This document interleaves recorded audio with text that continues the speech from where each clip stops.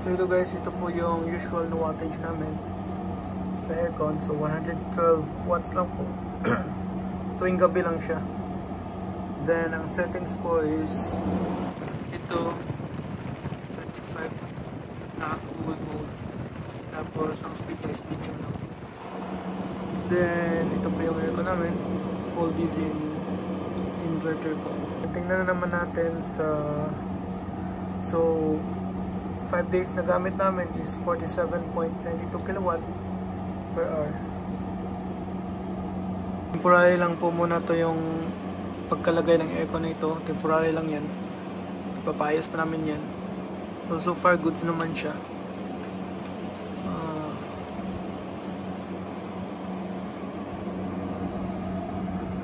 So nagme-maintain siya ng 112 watts paggabi. Pero pag umaga po,